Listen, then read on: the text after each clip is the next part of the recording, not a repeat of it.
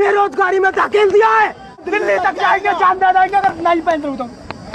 जान करेंगे। हम सब यहाँ जिंदा लाश खड़े हुए हैं। वर्दी दो या वर्दी दो, वर्दी दो। और दूसरी बात, नमस्कार, आज बात करेंगे अग्निपथ स्कीम की। वो स्कीम जो गरीबों के मुंह पर झनाटेदार तमाचा थी। जी हाँ, झनाटेदार तमाचा, क्योंकि इस देश का फौजी कभी किसी अमीर बाप, किसी उद्योगपति की पैदाइश या किसी नेता का नाम नहीं हुआ है। जब एक गरीब घर का बेटा फौजी बनता है तो उस घर की नींव मजबूत और छत ऊंची होती है। वो गरीब समाज में, गांव देहात में सर उठाकर चलता है। आज ना वो इज्जत रही, ना वो फील रही जो एक माँ बाप करते थे जब उसका बेटा फौज में देश की रक्षा के लिए जाता था। संसद में गूंजी एक आवाज कि पेंशन ज्यादा थी इसलिए हमें पैसा बचाना था। देश को लगा कि ये पैसा बचाकर देश पे लगाना होगा, लेकिन आपने वो पैसा लाडली बहन, बेचारी दीदी जैसी योजनाओं में, जहां डायरेक्ट वोटर्स के खाते में पैसा जाता था सिर्फ वोट के लिए, वहां लगा दिया। बड़े ही शर्म की बात है कि इस देश की पार्लियामेंट में बैठे 545 नामर्द पॉलिटिशियन, करप्ट पॉलिटिशियन, जिनको इस देश की न ज्योग्राफी का पता है न हिस्ट्री का पता है, और वो वीवीआईपी कल्चर का भोग कर रहे हैं। इस साल बहुत से युवाओं को 4 साल तो पूरे हो जाएंगे, लेकिन ऐसे भी बहुत से जवान हैं जिनकी ड्यूटी तो शायद पूरी हो चुकी है, लेकिन उनके माँ बाप सिर्फ अब उनकी राह देख सकते हैं, उनके चेहरे, उनके माथे में।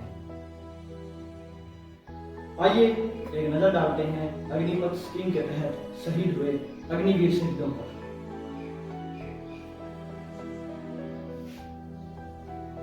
जम्मू कश्मीर के कृष्णा घाटी में लैंड माइनिंग के धमाके से शहीद हुए अग्निवीर ललित।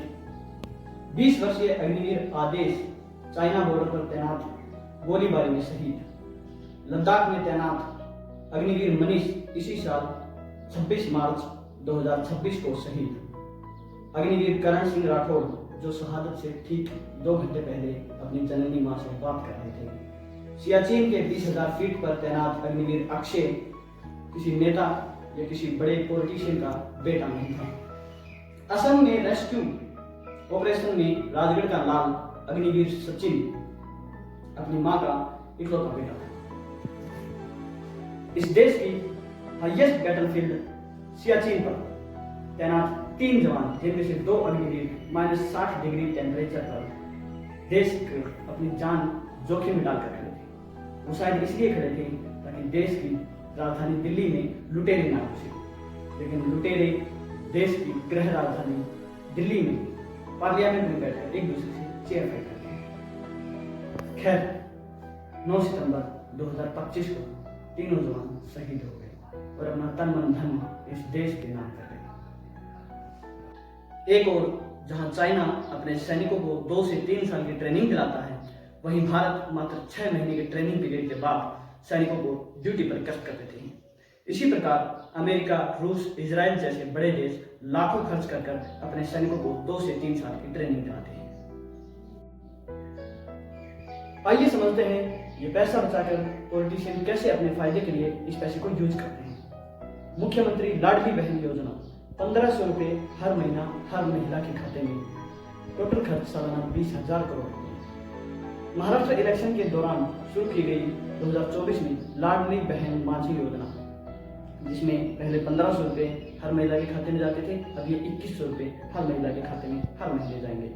इसमें भी टोटल खर्च 70,500 करोड़ होगा। सुभद्रा योजना 5,000 रुपए हर महिला के खाते में, टोटल खर्च 10,145 करोड़ सालाना।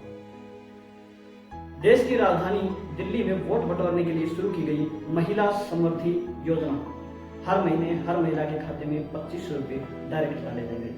कर्नाटक की कांग्रेस गवर्नमेंट की गृह लक्ष्मी योजना 2,000 रुपए पर मंथ हर महिला के खाते में, टोटल खर्च आएगा 20,000 करोड़ सालाना।